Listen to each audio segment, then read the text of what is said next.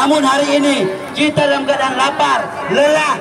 Jika itu tidak dapat tindakan, kita paksa ini mobil truk atret ke pintu keluar. Apalagi pada saat mereka demo itu, aku sempat nonton videonya, itu barang dilempar ke pengungsi perempuan dan anak-anak. Kayaknya nggak cocok kali. Iya, aku kan lihat juga. Terus dia bikin klarifikasi tidak ada kekerasan. Ya, makanya kan konyol. Dari yang awalnya kita mendukung aksi mereka, mendukung aksi dalam artian begini, agar yang akan datang itu nggak muncul lagi.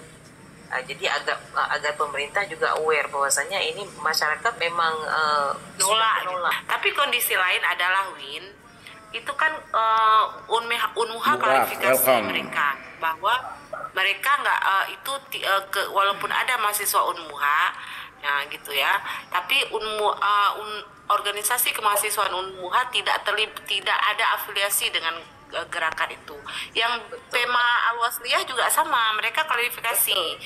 Yang Unaya juga sama. Yang aku sesalkan mereka pakai alma-mater. Abu Yatama juga mengklarifikasi bahwasanya itu juga bukan dari mereka. Sementara yang tinggal alma mater di BMA itu alma mater dari Abu Yatama. Jadi mereka dari mana? Nah, ini kan kalau ada informasi Bang Wali yang ada di tempat pada saat kejadian. Beliau strict dengan menerima kondisi kemanusiaannya. Kalau berbeda dengan Profesor Hikmahanto Juwana. Kalau menurut Profesor Hikmahanto Juwana, ketika kita mengembalikan mereka itu bukan mengembalikan ke Myanmar. Nah, menurut beliau resettlement atau mengembalikan kembali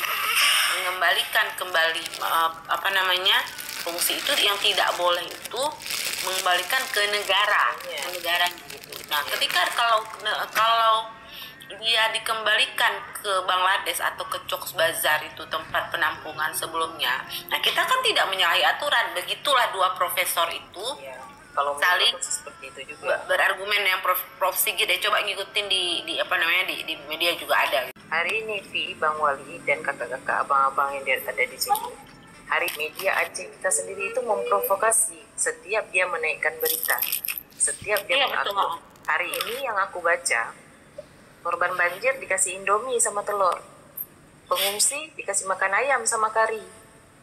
Yang mereka nggak paham itu dana bukan dari pemerintah daerah, bukan sekali juga kita jelasin. Hari ini yang punya admin daripada media-media online itu, kayak mereka itu kayak nggak mau tahu tentang keadaan peraturan-peraturan yang ada. Jadi yang mereka ambil berita, kutip berita, copy paste, naikkan untuk mencapai viewer. Nah, yang komennya itu segala macam, usir lah, begana lah, beginilah, begitu. Yang sebenarnya kalau mereka tahu peraturan, kan nggak seperti itu. Mau dikasih makan kambing, mau dikasih makan sapi, ayam, apa segala macam, itu juga bukan dari pemerintah daerah. Kalau pengungsi banjir hari ini dikasih makan Indomie dan telur, tanyakan lagi ke pemerintah daerah, kenapa begini bantuannya. Nah, kan begitu. Aku bilang sama orang di lapangan, orang yang kerja orang lapangan ya, yang terjun gitu kan. Aku bilang sama salah satu orang yang aku kenal gitu kan. Aku bilang kayak gini, kalian mainlah sosial media. Aku bilang kayak gitu. Kami tuh kan sebenarnya aku bilang aku nggak sering ya, tapi ada kawan-kawan yang kami itu berusaha memberikan penjelasan proporsional pada orang. Ya resikonya memang dimaki-maki, bilang maki, bilang gitu. Padahal kami nggak bukan dukung juga, tapi lihat aja lah secara proporsional, cuma jelasin aja atau mengcounter, memberikan feedback terhadap misalnya kenapa begini ya, kita jelasin gitu kan. Memang resikonya dimaki-maki. Nah sekarang orang tuh kan mainnya sosial media, jadi kalian mainlah sosial media, aku bilang kayak gitu. Naikkan, saya counter itu karena misalnya mereka memang orang lapangan gitu loh, maksudnya buka baju. Aku bilang gitu. Bilangin aku nggak buka baju. Aku bilang sama mereka, aku nggak buka baju profesiku, tapi aku buka baju kalau aku peneliti. Aku bilang aku buka baju. Aku bilang jadi kalian juga harus main sosial media, buka baju, kasih tahu siapa kalian. Jadi misalnya orang percaya. Nah sekarang kan informasi itu menurut aku bilang sama orang di lapangan kan, orang jadi simpang siur. Kenapa tidak ada orang yang terjun langsung menangani itu, mengcounter. Jadi kalian harus main sosial media. Aku bilang kayak gitu. Karena semuanya di sosial media, nggak ada guna bilangin oh itu udah head speed di sosial media. Kalau kalian nggak turun juga ke sosial media, harus main itu orang nge-live tuh tak apa-apa, aku bilang gitu sama kawan aku tuh kan. Jadi kalian harus juga pakai sosial media tuh untuk mengcounter itu semua. Itu aku bilang. Kasih penjelasan, aku bilangin, karena semua orang bermula di sosial media nih. Jadi menurut aku sih ya, buka baju, aku bilang aku buka baju, aku peneliti. Ini yang capek kita sebenarnya nggak ada kepentingan selain daripada agar masyarakat kita jangan terlalu terprovokasi, termakan fitnah. Selebih dari itu nggak ada. Kita juga nggak dapat keuntungan dari mereka datang kemari. Toh hidup kita juga kayak gini. Kalau perlu kan? Lain pula dapat gaji, Win. Enggak juga, Win. Ini kan aku sebenarnya harus dikasih honor nih, karena aku udah dituduh entah apa-apa. Honor nggak dikasih. Mungkin honor abang bukan hari ini ya bang dapat, tapi nanti. Ya itulah. Seberapa lah honor sekarang kan? Setidaknya begini, Vi. Karena kan abang yakin begini, setiap fitnah itu sudah menimpa sebuah kaum atau sebuah golongan, itu nanti akan berakibat ke kita juga. Artinya dosa itu akan kita tanggung juga. Pada saat Allah memberi bala, semua kena. Tapi kita sudah berusaha menjelaskan. Tempat kemungkaran tuh, dari tempat kemungkaran tuh 4 hasta setahu Vi. Itu kemungkaran orang-orang berbuat maksiat. Tapi kalau fitnah ini, kalau udah menjerumus semua ini bakal kena semua kita. Tapi lebih mending maksiat daripada fitnah. Fitnah itu kan dia lebih kejam daripada pembunuhan. Maksiat kita urusannya sama Allah. Kalau fitnah kita urusannya hablum minannas. Hablum minannas. Kalau maksiat hablum minallah. Tapi kalau fitnah ini apa namanya, hablum minannas, dan lebih parah lagi karena kan yang kena ini rame. Tapi nauzubillah min zalik kan, kita bukan maksudnya menggiring orang supaya lebih bagus melakukan maksiat, bukan ya.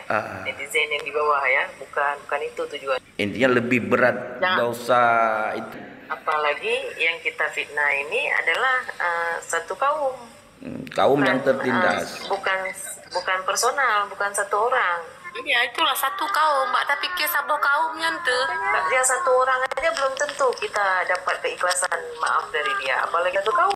Itu ada influencer, ada satu yang perempuan itu yang dia pernah kerja di dalam camp. Tahu kan dia yang dia gencar kali bikin video itu loh. Kenapa? Itu kan juga ya, dia memang pernah kerja di camp gitu kan. Maksud aku gitu, kalau dia pernah kerja di camp kan, maksud saya kalau dia pernah kerja di camp kan pasti dia lebih ya, dia tahu informasi mana yang baik, mana yang buruk gitu. Tapi kenapa harus nampak yang buruk misalnya? Yang contoh lah salah satu yang dia bilang gitu kan, karena saya pernah ke camp juga gitu ya. Karena saya pernah neliti dalam camp. Dia bilang itu orang perempuan Rohingya tuh diantiknya trauma gitu. Di dalam dia bersolek, dia bilang gitu. Memang betul dia bersolek.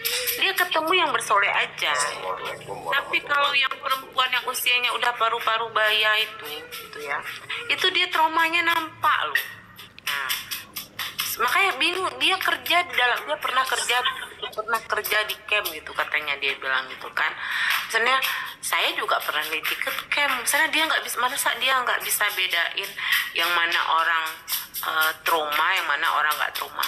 Terus dia pikir orang trauma tuh nggak pandai manipulasi, nggak pandai pakai make up. Aduh salah saudara, kurang jauh kawan yang kau.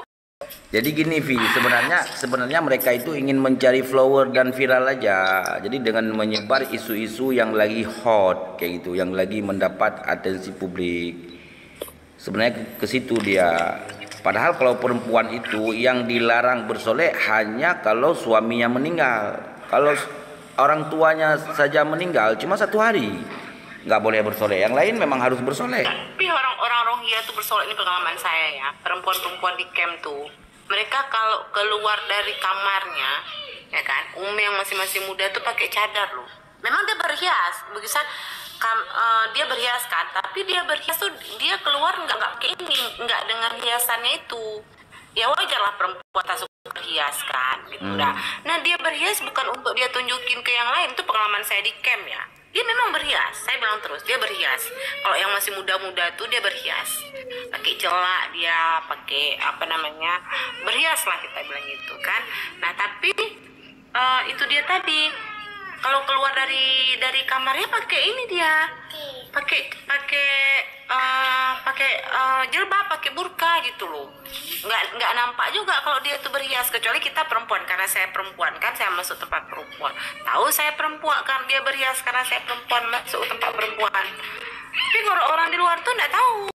Makanya itu makanya nggak cocok gitu kan ya, dibilangin berhias itu pun dianggap dijadiin masalah gitu loh. Fitrahnya perempuan Kak, dimanapun kondisi apapun berhias. Dibilangin mana ada trauma tuh, kalau trauma kan nggak mungkin berhias. Oh dia kurang jauh mainnya kawan, Nggak masuk ke kepalanya rupanya Bang, cuma sampai ke jidat tapi nggak masuk ke dalam.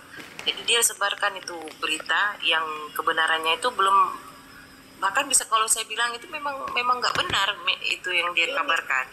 Kejar tayang kayaknya pada Netizen yang berkomentar di media sosial itu, jadi kan gini, kalau kita punya media sosial itu seperti seolah-olah udah maha benar informasinya, sudah akurat. Jadi netizen yang berkomentar ataupun netizen yang melihat bahwasanya berita yang diberitakan itu memang berita yang benar. Mereka lupa kalau yang benar itu hanya waktu penayangan. 1 jam yang lalu itu yang benar. Informasi yang katanya itu kan belum tentu benar. Kayak hari ini, kayak kemarin aksi itu dibenarkan oleh semua netizen. Hari ini pelaku aksi itu malah minta maaf. Kalau memang mereka merasa itu aksinya benar, kenapa harus minta maaf? Kalau memang mereka bilang nggak ada aksi pelemparan, kenapa harus minta maaf? Ada yang memprovokasi. Kayaknya Bang Wali itu ada di tempat. Bang Wali bertanggung jawab juga dengan statement dia malam ini kalau dia bilang itu nggak ada aksi yang melakukan seperti itu. Kemudian ditambah lagi, maaf kita bilangin, afiliasi background dari universitasnya tidak mengakui, ya kan? Contoh kayak tadi saya bilangin. Jadi legitimasinya apa? Bahwa mereka mewakili mahasiswa loh. Itu maksud saya. Nah, legitimasi ketika dia berani mengklaim dia mewakili mahasiswa, sedangkan di sisi lain kemudian ternyata background dari kampusnya tidak mengatakan itu tidak ada afiliasi dengan kami. Nah, itu maksud saya. Gitu. Jadi dia dengan berani dari mana? Kemudian mengangkat nama atas nama mahasiswa gitu. Dia dari universitas mana tuh? Oh, masa Al-Wasliyah ya? Al-Wasliyah. punya ini nggak izin untuk demo nggak di situ dari Nah kepolisian? itu makanya. Nah, Kalau nggak ada itu saya nggak cek. bahaya itu nggak boleh, harusnya berarti kepolisiannya gimana? Sebenarnya juga begitu. Terus pun kalau misalnya ada izin, apakah boleh mengangkut pengungsi bawa ke sana kemari? Iya udah kayak ternak saya lihat itu Makanya. tadi di sana sini. Iya sih, malah Dan jadi pertanyaan Nggak lagi, ada pengawalan, nggak mungkin nggak ada ada pengawalan. loh, ada Itu polisi makanya. di situ. Ya,